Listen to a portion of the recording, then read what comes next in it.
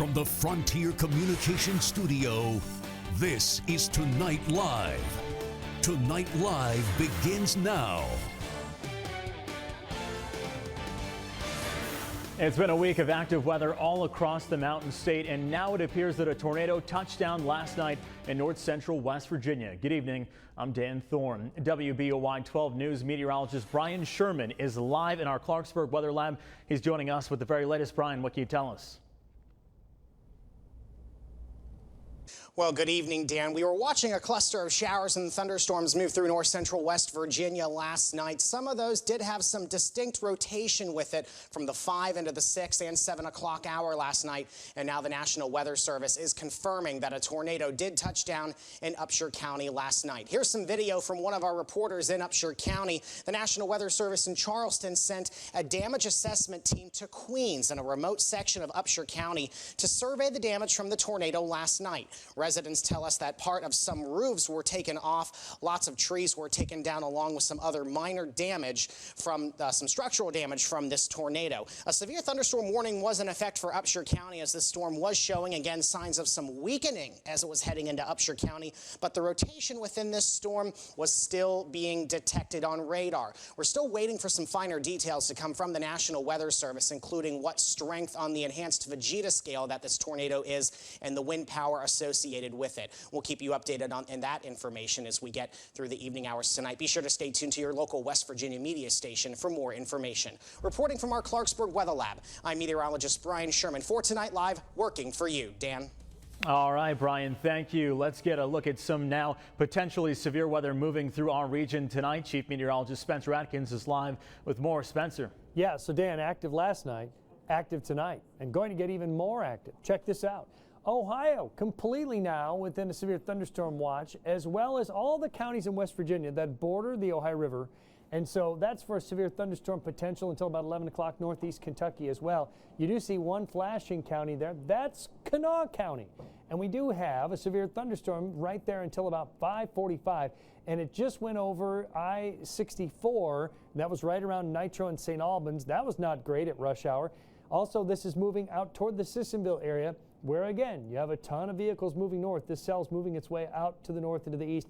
It's weakening somewhat, which is great news, but again, we do have the potential also for some flooding out here. We have round of rain after round of rain kind of lining up from west to east and passing over the same areas again and again. But there's a lot of heat still left over here along the Ohio River, and the storms will hit that in the next couple of hours and take off and could possibly be severe. We'll talk more about it in just a few minutes. All right, Spencer, thank you. Police say that 2 people have died from their injuries suffered in a 3-vehicle wreck in Fayette County. Deputies identified the victims as Joyce Richardson and Eric Richardson. The accident happened around 9:14 this morning on Route 16. No charges have been filed at this time. The accident remains under investigation tonight. Following the shooting massacre in South Carolina, many faith-based communities are trying to make sense of the horrific tragedy. 9 people are dead. The alleged shooter finally arrested. The tragedy is now prompting communities in our region to have discussions about places of worship and security. Many churches tell us they once considered themselves to be safe havens with open doors, but now many are installing security cameras and preparing for the unexpected.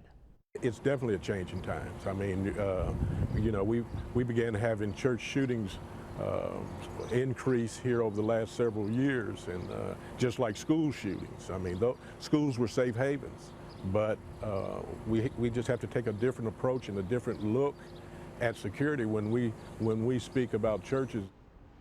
Staples is the former chief of police for the Charleston Police Department and head of security for T.D. Jakes Ministries. He tells us local churches are already contacting him to discuss adding safety measures unique to each congregation. Some residents of Kanawha County woke up to the sounds of a screeching train this morning.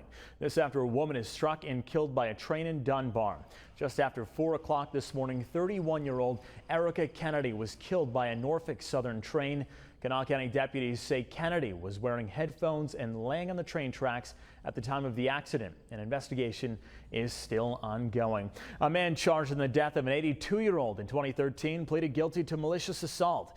Prosecutors originally charged Randall Warner with murder, saying that George Hess died a month after Warner assaulted him. That changed when the medical examiner told prosecutors that without any witnesses or statement from Hess, a murder case was weak since Hess had pre-existing injuries. Warner will be sentenced in August. Tonight, we're learning more on the fight against drugs. More than a dozen people brought their perspectives to a discussion on the drug problem in the Ohio Valley. West Virginia Attorney General Patrick Morrissey hosted the roundtable.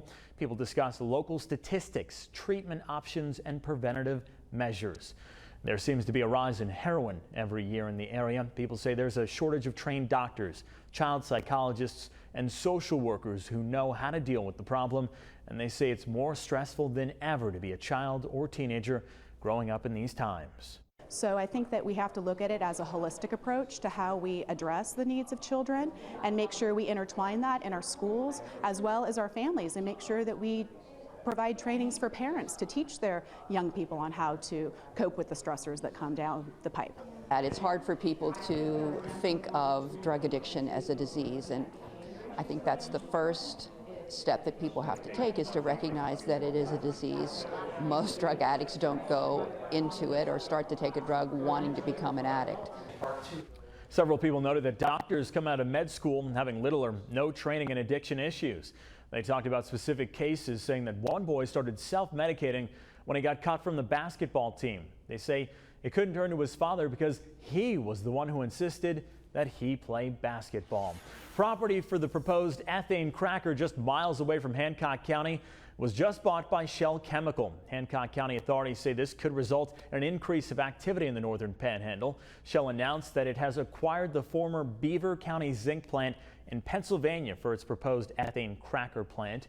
Shell officials say the multi-billion-dollar plant would take ethane and convert it into polyethylene. There will be additional facilities built to support the cracker plant in the products that will be coming out of there. All types of activity will occur within a certain radius. Shell is continuing to consider whether to build the plant, but has yet to make a final decision. Shell is also working on moving power lines that run through the property. Shell officials say they will make that decision when their full project evaluation is complete.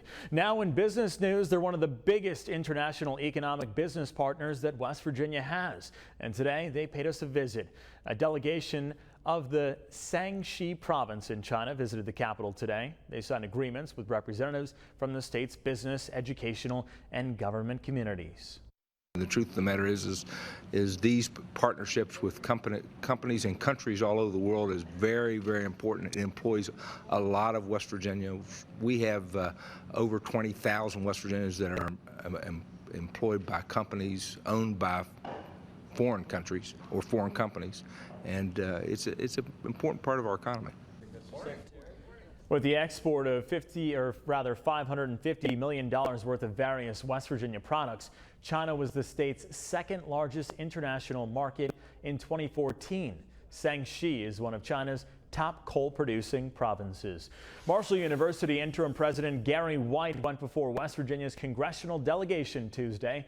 White talked about the results of the Marshall 2020 strategic plan. This resulted in budget savings of more than $3 million for the coming year. The interim president also praised Marshall student athletes for strong performances on the field as well as in the classroom. White says it's important to let people know what's happening at Marshall University.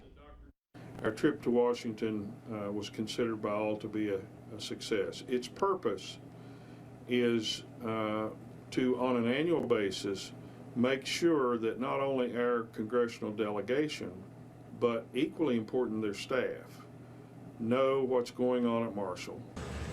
White also thanked everyone for their continued support of the university. The Education Alliance sponsored their fourth event at the Ed Talks Speaker Series. The education-based speaker series promotes innovative discussions and ideas about connecting education, jobs, and our future. Today's speakers included Marshall University interim president Gary White and state superintendent of schools Dr. Michael Martirano. After each speaker, participants broke into groups for discussions and networking. Organizers say it's something they are trying to expand across the state. It's also really something that we're working on across the state. We know that the stronger the connection is, the better our state is and the more success we have in the future. Around 100 business and community leaders took part in today's event. An underground mine fire in Marion County that's been burning for at least a decade is now extinguished. The Department of Environmental Protection says coal was burning about 40 to 50 feet underground in Whitehall. Smoke and flames were first found last November. Crews filled the mine hole to prevent oxygen from reigniting the fire. The DEP says it's confident the fire is out for good. The DEP's overall mission is to promote a healthy environment, but part of that is also public health, and so we wanted the public to be safe and also to feel safe. So as soon as we realized that there was an underground fire, we worked as quickly and efficiently as possible.